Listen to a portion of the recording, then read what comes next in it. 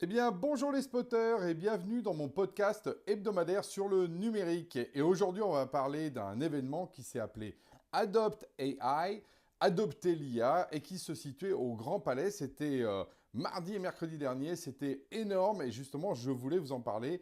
Je vais essayer d'analyser tout ça, puis vous donner un peu la température, vous verrez, on parlera de température et l'ambiance, si vous n'avez pas eu la chance d'y être. Et sinon, je serais ravi aussi d'avoir vos retours en commentaire si vous étiez aussi présent. Alors, donc c'était au Grand Palais.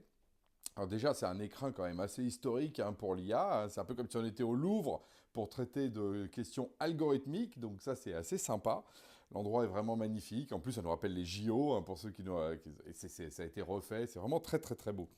En termes de chiffres hein, et un peu d'ambiance, le salon, donc 25 000 participants hein, quand même, 500 intervenants, donc avec pas mal de stages, hein, voilà, ils appellent ça les stages, hein, c'est comme tout est US. D'ailleurs, on parlait anglais vraiment partout, enfin, il y avait beaucoup, beaucoup, beaucoup de discussions internationales. On avait d'ailleurs sur ces fameux intervenants, par exemple les patrons du CAC 40 qui sont venus les uns après les autres, égrener leur stratégie justement digitale autour de l'IA. Il y avait plus de 350 exposants, donc c'était quand même huge, quoi. Et alors, y compris des trucs, à un moment donné, je suis arrivé, je vois Aramco. Alors, je me dis, tiens, Aramco, alors moi, je connais la partie Aramco énergie, pétrole, et je me dis, bah, Aramco, ça doit être, je sais pas, ils ont pris le nom. Je sais pas pourquoi j'ai pensé à ça, comme à SML et tout ça, mais non, c'était le vrai Aramco. Et je me suis dit, voilà. Et donc là, on voit bien, il y avait d'ailleurs un stand magnifique d'Aramco qui était là, qu'il y a de l'énergie, il y a de la capacité, il y a de la puissance, et effectivement, il y a de l'argent derrière l'IA. Aujourd'hui, c'est vraiment un gros boost. Voilà, c'est un peu, je trouve, très révélateur. Et la dernière fois, moi, c'était quand j'étais dans des grands salons allemands que j'avais vu effectivement des gens qui étaient en dehors du monde de l'IT poser finalement leur marque de manière à dire qu'elles étaient connectées avec ce monde-là et qu'elles étaient en train d'investir dessus. Alors, pourquoi moi j'étais là? Donc nous, on était là en tant qu'exposants. Donc Jamespot, en fait, on y était pour une raison très claire, hein, c'est que on a racheté SafeBrain sur l'IA, et puis Jamespot, quand même, nous, on avance sur ces questions d'IA. On est quand même une des plateformes collaboratives les plus avancées sur l'IA, donc on devait y aller. D'ailleurs, je crois qu'on était dans les classiques, on va dire, du monde collaboratif, les seuls. Et puis, moi, en tant que, à la fois analyste, acteur SaaS, etc., moi, j'adore ça. C'est le moment d'entendre les signaux faibles, de voir le marché, de sentir les différentes connexions. Voilà, donc moi, je suis revenu rincé de ces 2 jours, hein, je peux vous dire. C'était fatigant, mais très, très enrichissant. Un terrain d'observation, effectivement, assez premium. Alors, mon analyse. Alors, les points qui me sont vraiment ressortis, même s'il faut effectivement le répéter, l'engouement aujourd'hui de l'IA est une réalité profondément ancrée. Moi, je pense que c'est vraiment ce que j'ai ressenti. C'est un mouvement de fond, on n'est vraiment pas dans la vague, ou, etc. Donc là, pour le coup, parce que les usages sont vraiment au maximum, et j'en ai eu confirmation même parce que j'intervenais aussi le lendemain, une table ronde avec des architectes IT de grandes boîtes, dans lequel les usages clairement sont installé. Après, maintenant, c'est foisonnant. Il faut un petit peu voir qu'est-ce qui marche, qu'est-ce qui marche pas. Mais il y a de l'usage, donc vraiment, il y a des choses qui, de toute façon, sont là. Ça, je pense qu'on peut le dire. Ça, c'est derrière nous. Il faut arrêter de dire, voilà, si c'est juste une petite vague. En revanche, une vague, ça fait des bulles.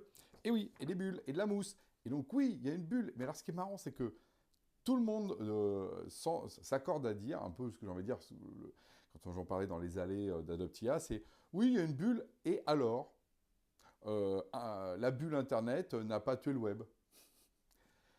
Et c'est vrai. Donc je pense que il y a presque l'idée qu'aujourd'hui, il y aura de la paume, donc il y a des gens qui ont investi des milliards qui vont les perdre, et alors, on perd bien de l'argent en allant au casino. Hein, voilà.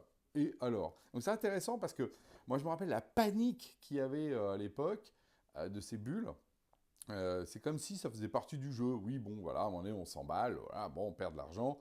De toute façon, le truc étant tellement évident en croissance que, effectivement, ça ne changera rien. Alors, peut-être que c'est un peu plus complexe que ça. Quand la bulle arrivera, elle va exploser. Là, évidemment, tout le monde va pleurer. Mais je sens que ça aussi, ça donne, vous voyez, par rapport à mon point 1, ça crante. Le fait qu'effectivement, cette bulle n'est plus aujourd'hui quelque chose qui fait peur aux gens, parce qu'ils sont dans la même analyse que moi, c'est que tout ça est en croissance. 3. Ce que j'appelle quand le Harry Hardware rencontre Sally Software, c'est que ceux qui ont la ref hein, du film, c'est qu'en fait, très clairement, et ça pour moi c'est le signe aussi d'un nouveau cycle, c'est qu'à chaque fois qu'il y a un nouveau cycle, en fait, on recompresse et on est obligé de descendre dans les couches basses et tout le monde est obligé de se parler. Quand il y a eu le cloud, il a fallu qu'à nouveau on comprenne c'était quoi les réseaux, les data centers, avant qu'aujourd'hui, hop, à nouveau ça se sépare. Parce que c'est deux mondes quand même assez différents. Bah là, les gens du software parlent aux gens du hardware, ce qui est la preuve effectivement quelque chose de nouveau qui se construit dans la stack complète. Donc quand Harry rencontre Sally, effectivement, c'était aussi ça. Donc c'est rigolo qu'on a des conversations, on parle d'usage, on est en train de parler d'usage, et puis tout d'un coup, enfin donc de fonctionnalité ou tout comme ça, et tout d'un coup il y en a un qui dit ouais alors moi la puce bidule, machin, les GPU on descend dans la soute à coup de temps, et puis ils ont besoin de temps d'énergie. Enfin, c'est assez intéressant de voir cette espèce de grand écart qu'on avait, qui est assez intéressant. Puis pour moi qui est qui m'amuse aussi, puisque autant je suis pas quelqu'un du hardware, autant j'aime bien quand même un peu ce qui se passe en dessous, parce que c'est quand même là où ça tourne en vrai.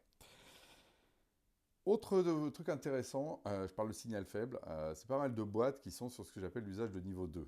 Par exemple, je vais en donner un, il y en a plein d'autres, voilà. On n'arrête pas de dire, ah oui, ok, c'est essentiel maintenant, je fais appel évidemment au conversationnel, à mon LLM, sur du RAG pour obtenir des réponses. Très bien. Ah, mais il y a des erreurs, il y a des hallucinations. Mon Dieu, comment je fais? Bah voilà, il y a des logiciels qui maintenant ne font que ça, c'est-à-dire se mettre par exemple entre vous et votre LLM pour voir combien il y a de hallucinations ou d'erreurs par rapport à ce que vous attendez, pour ensuite corriger avec plein de méthodes justement assez complexes d'ailleurs, hein, parce que c'est pas simple comme problème quand vous réfléchissez, pour passer de 85% de bonnes réponses à 98%. Donc on retrouve aussi, pareil, cette logique de fiabilité qui est pour moi un ordre 2. Déjà, par exemple, un ordinateur, on le fait tourner, puis après on le rend fiable. Bon, mais il faut déjà qu'il tourne. Donc voilà, là aussi, vous voyez, ça c'est un signe pour moi très net de cette maturité. Et donc là, il y a plein de startups qui sont en train de se positionner, par exemple, là-dessus, ce que j'appelle les usages de niveau 2. Il y a aussi, par exemple, je vais en donner un autre, l'éthique. Comment est-ce qu'on fait de l'éthique dans l'IA? Donc là, il y a une boîte, par exemple, voilà, qui fait ça, qui réfléchit à mettre un système pour que, by design, il y ait de l'éthique dans l'IA. Donc c'est hyper intéressant de voir ces startups que j'appelle de niveau 2, hein, par rapport à l'usage primaire, mais qui sont aussi le signe de la maturité. Alors, vu qu'on parle de deux, moi, je voulais parler quand même aussi de la souveraineté des grandes entreprises. Et là, il y a deux clans. Il y a vraiment deux clans assez nets. Le premier, c'est ceux qui prennent les solutions prêtes à l'emploi, par exemple, au hasard, Copilot dans Microsoft, et qui disent, moi, de toute façon, je pars avec ça, on a fléché vers ça, bon voilà. Est-ce que vous en êtes content? Non. Bon. Il y a du Shadow IT, oui, mais bon, ça finira par converger.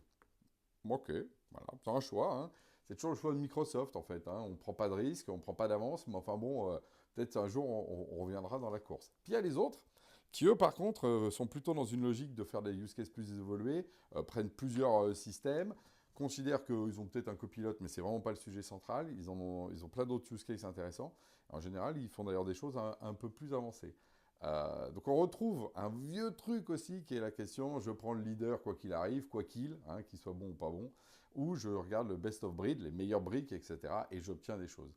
Alors évidemment, il y aura sans doute une hybridation un peu de ces deux approches, mais en tout cas j'ai trouvé que certains étaient quand même un peu peut-être trop sur d'eux à penser que Copilot allait les sauver quoi qu'il. Hein, on en reparlera dans un an ou deux, c'est assez intéressant. Sans parler évidemment de la question de la souveraineté derrière, parce qu'il y a zéro maîtrise de l'infrastructure, des données, etc. Quand on est effectivement dans ces approches-là, quand on est évidemment chez Microsoft, on retrouve le même problème pour l'IA qu'on l'a trouvé avec les documents, avec les suites bureautiques, avec la visio, enfin avec tout.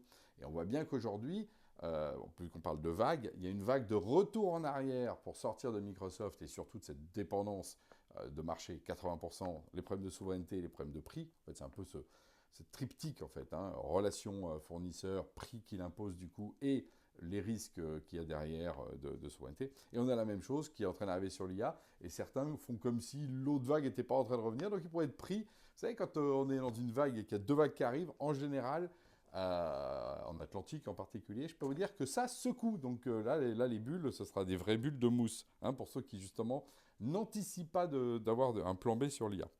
Bref, conclusion, s'il y en a une, parce que vraiment il y aurait beaucoup de choses à dire. D'ailleurs, il y a aussi mon associé Eric qui a fait une autre vidéo qui est vraiment sympa aussi, que je vous invite à voir parce qu'il donne un autre angle. Par exemple, il parle des robots, hein, oui, mais il y avait des petits robots aussi. J'ai failli en parler, puis je me suis dit, c'est encore autre chose. C'est-à-dire que l'IA était là et tout le monde parlait Et tout le monde dit, ah, la prochaine vague, c'est les robots. Comme si on était déjà en train d'attendre la prochaine grande vague. Donc voilà. Enfin, vous verrez en tout cas Eric qui présente aussi, et c'est très intéressant la vidéo qu'il a faite, parce qu'il donne des images, donc ça pourra vous immerger un peu plus là-dedans. Donc oui, l'IA, ça chauffe. Bon, pas au Grand Palais, hein, parce que moi j'ai attrapé froid, parce qu'en fait, le premier jour, au lieu d'envoyer de l'air chaud, ils envoyaient de l'air froid. Et je me suis dit, mais c'est ballot, il y avait tant de GPU pourtant dans la salle qu'on aurait pu chauffer le Grand Palais. Mais bon, voilà, ça c'était pour la blague. Et vraiment, Adoptia était une machine de guerre, hein, d'organisation industrielle pour propulser l'IA. Donc on était vraiment contents de participer. Et puis nous, ça nous a vraiment renforcé dans le fait qu'effectivement, c'est une vague hyper intéressante sur laquelle il va falloir surfer, pas comme tout le monde, parce que sinon, si on surfe tout droit, bah, il y a les gros qui sont là toujours, etc. Et c'est pas forcément le chemin tout droit qui permet de faire les belles figures hein, quand on surfe sur une vague. Donc voilà, en tout cas, ce que je vous invite, c'est à partir de toutes ces informations-là, mettez aussi ce que vous avez retenu, vous, si vous étiez à Adoptia, dans les commentaires, pour partager avec tout le monde, savoir comment vous surfez la vague de l'IA avec la plus grande, justement, élégance. Sur ce, je vous dis à la semaine prochaine.